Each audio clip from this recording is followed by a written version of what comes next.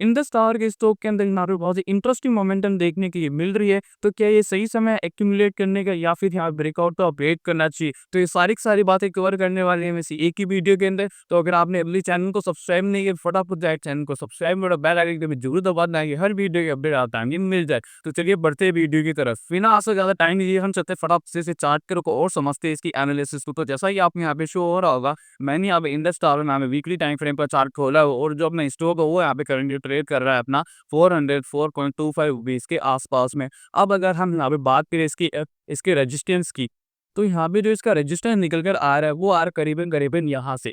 अगर मैं यहाँ से अगर आप वो ट्रेंड लाइन ड्रॉ करके देखो तो वो इंपॉर्टेंट रेजिस्टेंस है, वो ये वाला रहता है जिसको इस टू एज ए रेजिस्टेंस मान के चल रहा है और इसके ऊपर निकलने में थोड़ा सा दिक्कत यहाँ पे फेस करता हुआ नजर आ रहा है।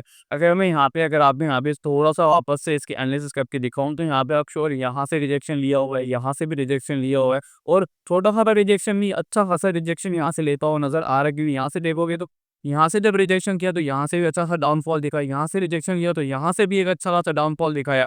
अब यहाँ से स्टॉक ने यहाँ पे ब्रेकआउट देने की कोशिश करी थी, लेकिन फिर यहाँ से रिजेक्शन आया है। अब थोड़ा सा डीप में चल कर बात करते हैं। अगर मैं यहाँ पे स्टॉक में यहाँ पे ज़ूम ज़ूम करके दिखाता हूँ, तो आपको यहाँ पे क्लियरली शो हो रहा हो कि स्टॉक ने यहाँ से ब्रेकआउट देने की कोशिश करी थी, लेकिन यहाँ पर स्टॉक सस्टेन नहीं कर पाया था, जिसकी वजह से स्टॉक में वापस से यहाँ से डाउनफॉल दिखाया।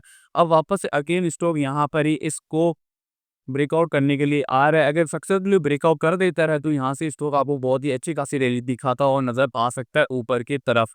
और बात कर लेते हैं इसमें फ्रेश एंट्री की, तो यहाँ पे जो तीनों को फ्रेश एंट्री बनानी है उनको मेरे हिसाब से अगर ये स्टॉक यहाँ से ब्रेकआउट करता है वापस हम लोग रीटेस्ट करने के लिए आता है तो आप यहाँ पे फ्रेश एंट्री की अपॉर्चुनिटी देख सकते हो। उससे जो बात करें इसकी इंपॉर्टेंट सपोर्ट की, जिसको ये स्टॉक एज ए सपोर्ट मान के चलता हुआ नजर आ रहा है, हम इंपॉर्टेंट सपोर्ट की बात करें तो यहाँ से मैं एक रनर ड्रॉ करके दिखाऊँ जिसके stock as a important support की तरह मान के चल रहा है।